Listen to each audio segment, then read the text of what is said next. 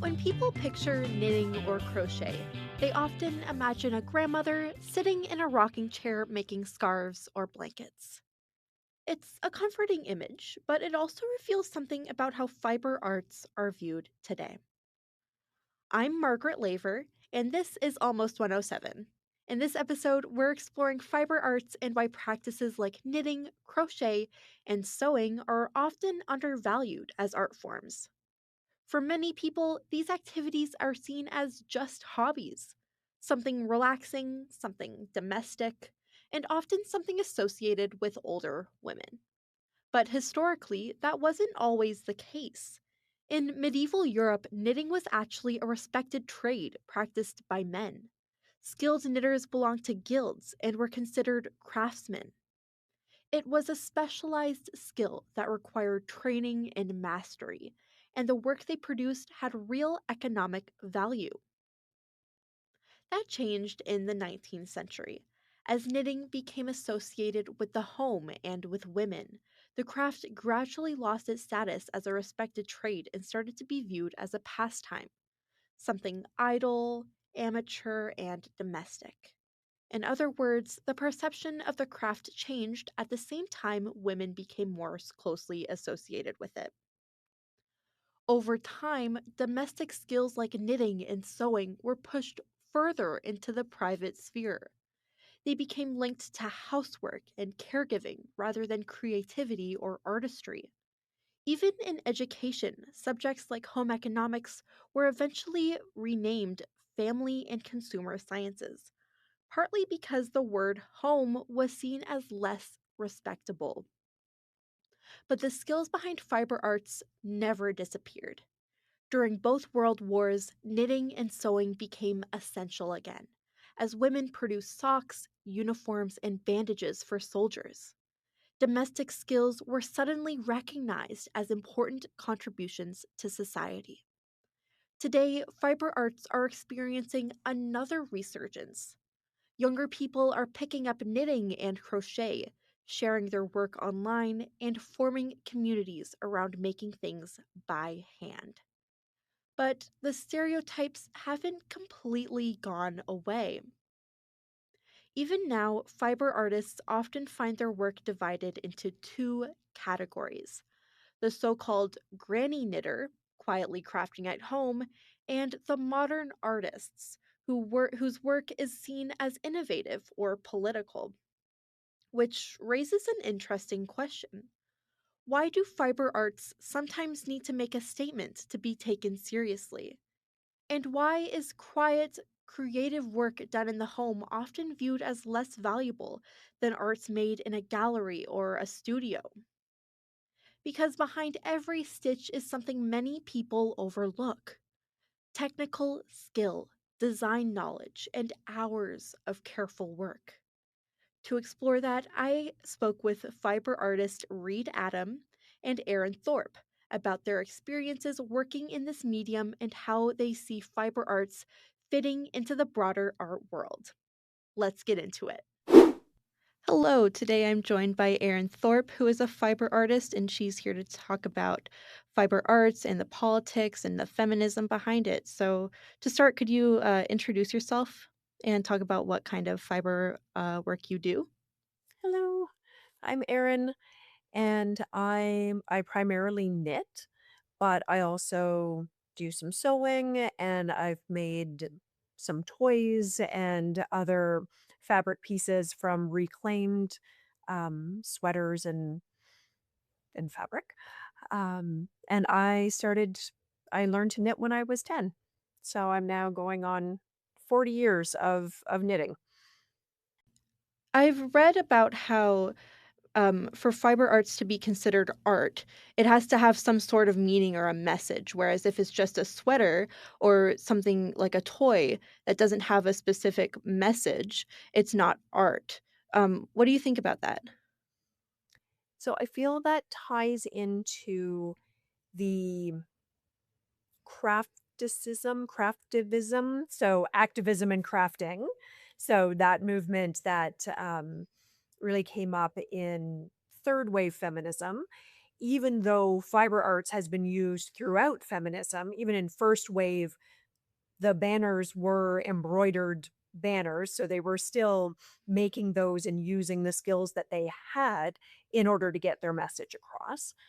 Um, but particularly in that second and third wave feminism, where fiber arts, it's still mimicking that hierarchy, that it's only a certain kind of fiber art is valued and only a certain kind is worthy, and not in either the craft realm or in the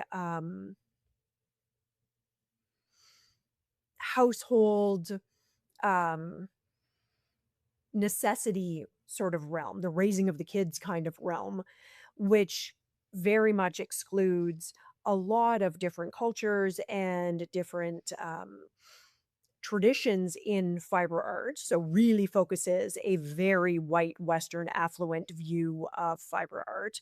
And I think devalues the amount of work it takes and the skill in order to make a garment or to make a toy using in fiber arts compared to, oh, if it's not conveying a certain message, that's the only thing that has value. Mhm. Yeah, for sure. And so with fiber arts being viewed as such a feminine uh, art form or craft, do you think that this is discouraging men from participating in it? Absolutely.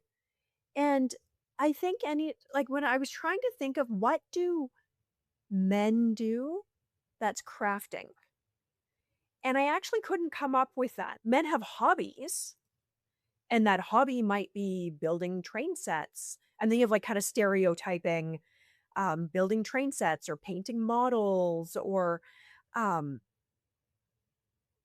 but if a woman is doing something similar, it's crafting.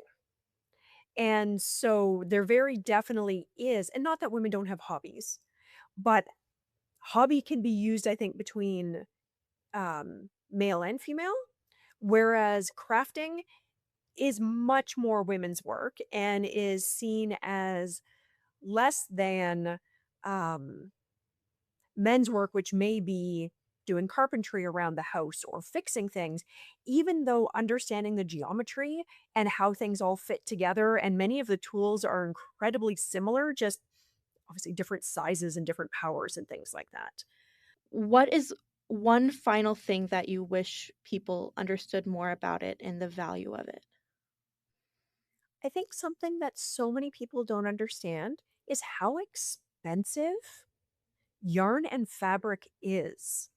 If you're buying it new and you're spending $12 a ball of yarn and it takes 15 balls of yarn to make that sweater, or that fabric is 20 to $30 a yard, and depending on what you're making is multiple yards of fabric, it's so expensive.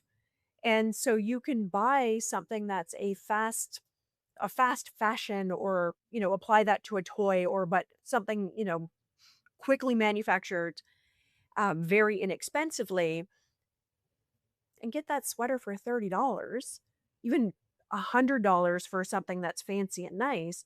And it still easily could have cost someone who made a sweater homemade $200 in materials, let alone their hours of work that they put into it in order to make it. So I do feel like that is a piece that can be lost, is how expensive materials are and how long things do take to produce.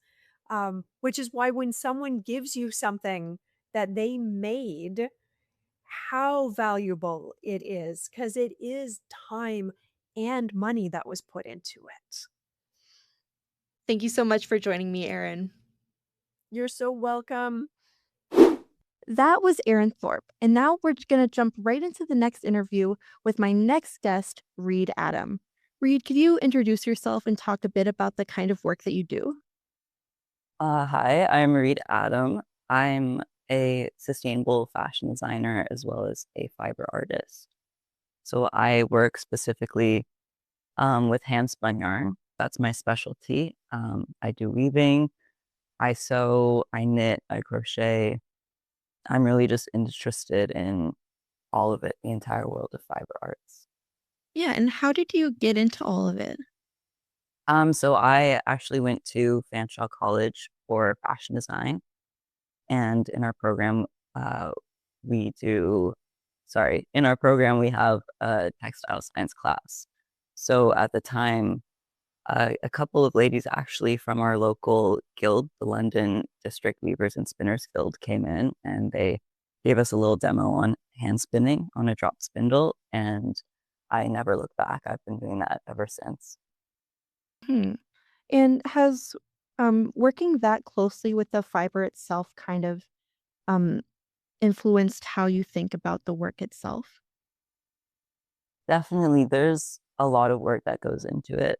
When you think about buying a knit garment from the store, you're completely separated from the entire process. So, really, starting off, especially from the foundation of raw wool, and then having to card these fibers and then spin it and then knit it, it's such a long process. It really gives you a different appreciation for, all of the people who are doing these things. Hmm. Yeah, and also fiber arts is seen as a very feminine uh, practice. And have you seen this affecting the perception that people have of the work that you do?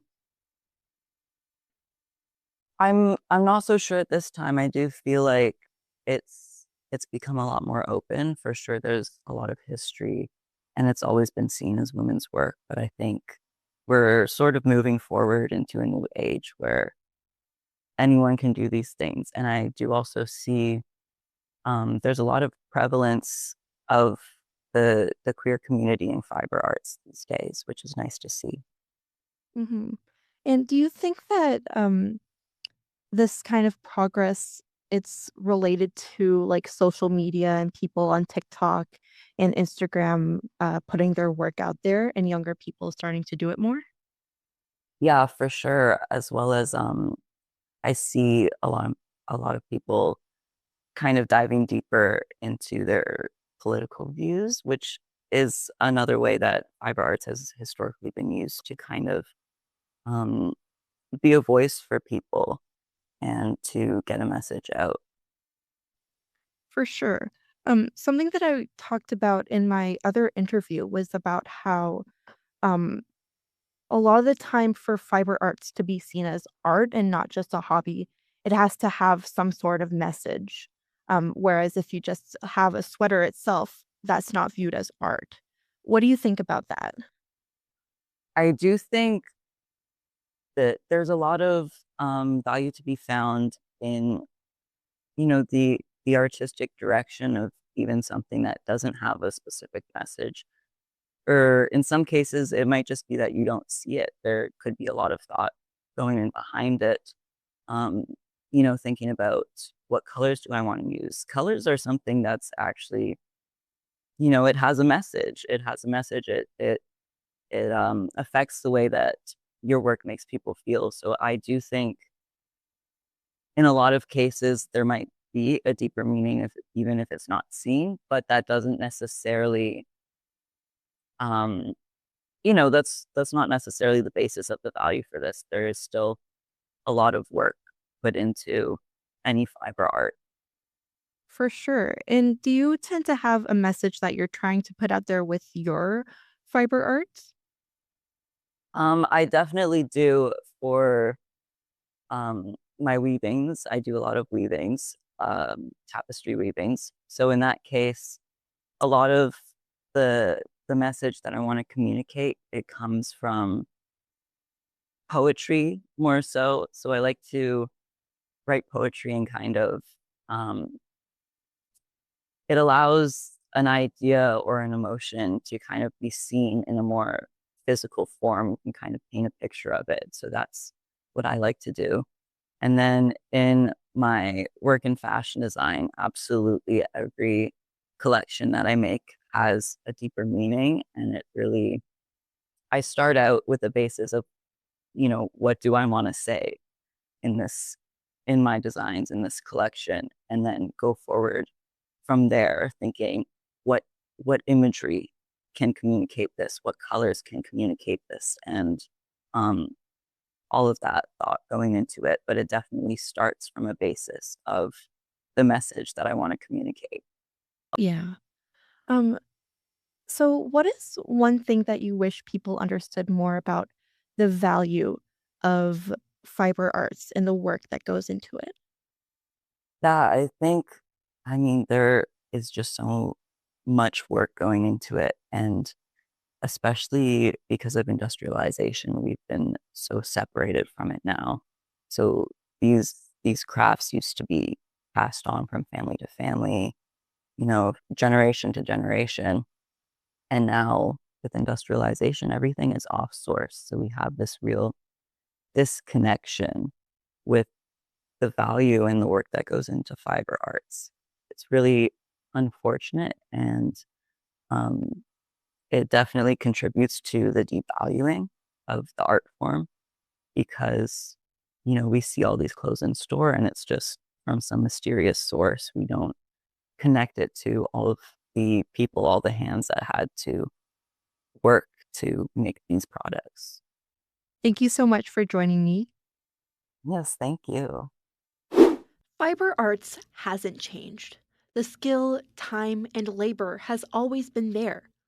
What's changed is how we value them. So maybe the question isn't whether fiber arts are art, but why we've been so quick to overlook them. I'm Margaret Laver, and this is Almost 107.